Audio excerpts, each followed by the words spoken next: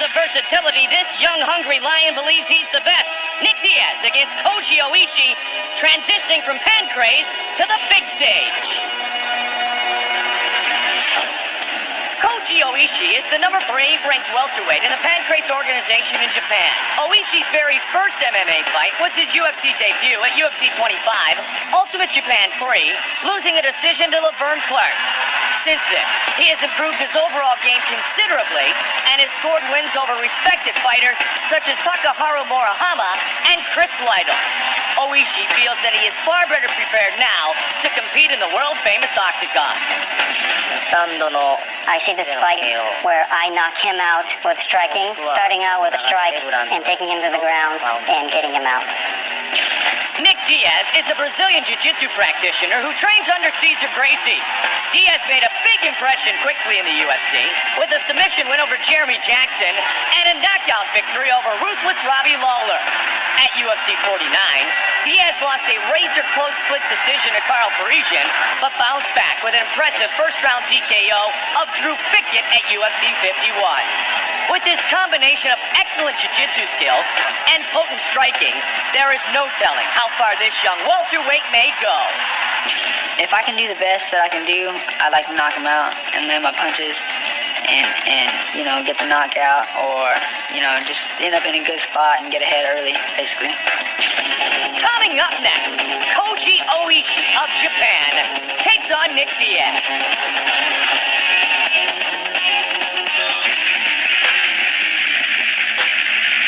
You wonder the feeling when a young man comes halfway around the world to fight in the Ultimate Fighting Championship. Yes, he has fought in the UFC before. That was 5 years ago, and he was very competitive in his decision loss to Laverne Clark. That was his very first professional fight. Now Koji Oishi comes, the crowd will be against him. He's got to feel it within himself, Joe, and just do what he does best, and that's fight his fight. Well, he is an experienced professional fighter. He's got a lot of good wins under his belt, including to UFC veteran Chris Lytle, who's an excellent fighter. So he's got to have something. He's rather small. He weighed in at 162 pounds, whereas Nick Diaz is cutting a lot of weight to make 170.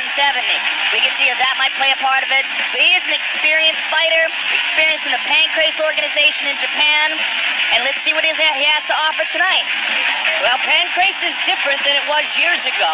It's more like UFC rules now. The adjustment isn't what it used to be. No more open hands in pancrase, so he's been kind of fighting UFC rules for quite some time. Yeah, quite a few years ago, I'm not sure exactly when, but it was a few years ago, they eventually decided that those slap fighting rules were kind of silly, and they changed it to closed fist. So all the pancrase fighters that we see now are all regular mixed martial arts fighters. And he is the number 3 ranked pancrase welterweight in Japan, set to re-enter the octagon for the second time in his career.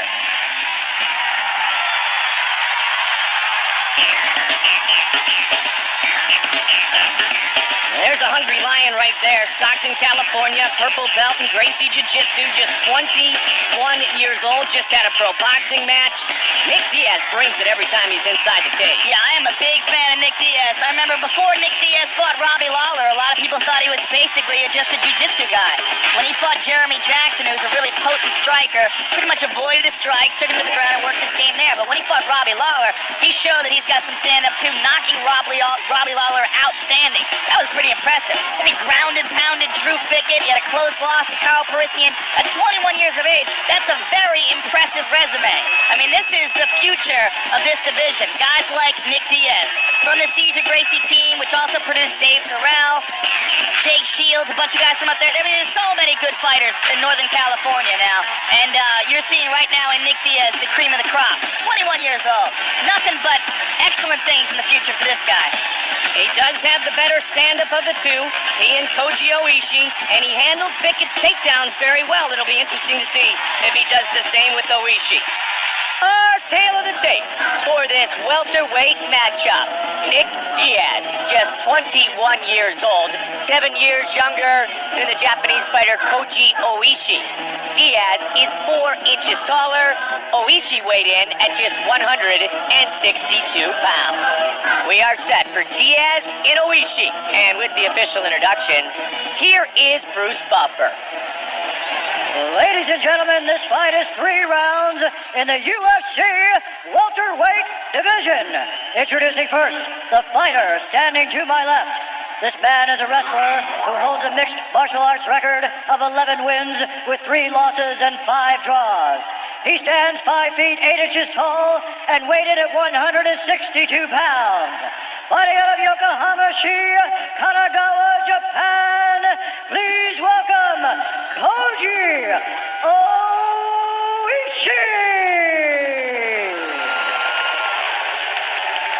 And now introducing his opponent standing across the octagon. This man is a Gracie Jiu-Jitsu fighter. He holds a mixed martial arts record of 10 wins with 1 loss. He stands 6 feet tall and weighted at 170 pounds. Fighting out of Stockton, California, please welcome Nick Diaz! He is fired up to be inside the octagon again. Our referee, Mario Yamasaki. We are set for a 170-pound matchup. Are you ready? Koji Oishi, Nick Diaz are set to go. Oishi had one of the weirdest, calmest, most lackadaisical walk around before the fight that I've ever seen. You're just wandering. Still the same way right now.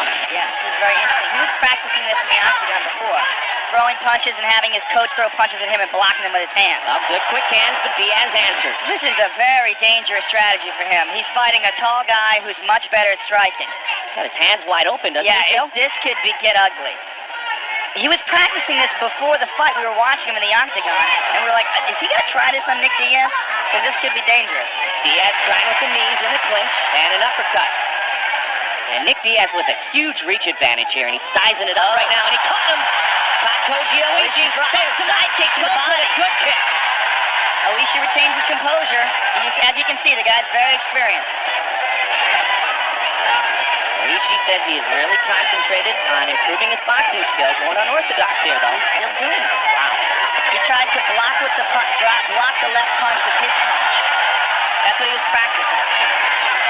Look at the long reach there, the advantage of Nick Diaz. Diaz trying with the right. This is, if he continues his strategy, it's just a matter of time. Mouthpiece is gone. And the left there it is. Combination. Down goes Oishi. And it is all over. It is all over. Nick Diaz. Wow. Without a doubt. Nick wins Diaz by knockout. With what amounts to sort of be a gimme.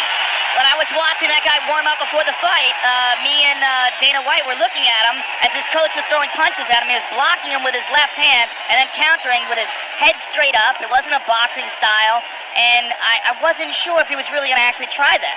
Let's take a look at it. This is the original punch that stunned him. There's the side kick. Here's the end of the fight here. Bang. Left hook. Left hand, right hook. He's down. And thankfully, Mario Yamasaki protects him from any more damage. Let's take a look at the end of that one more time, real time. I mean, you see Ishii's hands down and his head wide up. His head was just sticking straight up in the air. That was just very, very bad strategy. And still somewhat expressionless, Joe. But Nick Diaz extremely confident with his striking and wins again. Here's Bruce Buffer. Ladies and gentlemen, the referee has called a stop to this contest at 1 minute 24 seconds of the very first round. For the winner by TKO, Nick Diaz! So it officially goes as a TKO at 1 minute and 24 seconds of the first round. The striking ability of Nick Diaz is undeniable. We have talked about it over and over again. He is in the octagon with Joe Rogan. All right, I'm here with Nick Diaz. Nick, first of all, congratulations. A great performance. Were you surprised that he decided to stand with you like that? No, I heard like rumors, people talking about how he wanted to do stand-up. I saw his fights. It looked like his later fights, he liked punching a lot. So I knew, I knew he was probably going to try to work some stand-up, and he was a little small for me on the ground. I figured if he had been taking me down, I'd be able to get up probably. But I don't know, you never know, so you expect this. Let's take a look at it on the replay here. Talk us through this, Nick.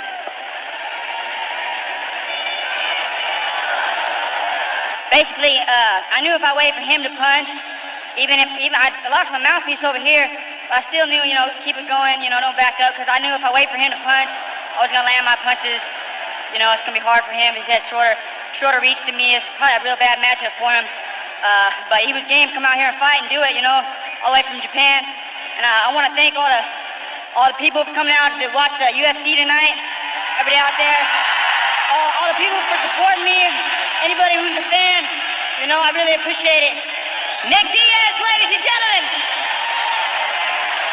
Nick Diaz, in impressive fashion, takes down Koji Oishi. Nick Diaz with the lethal strikes wins by TKO.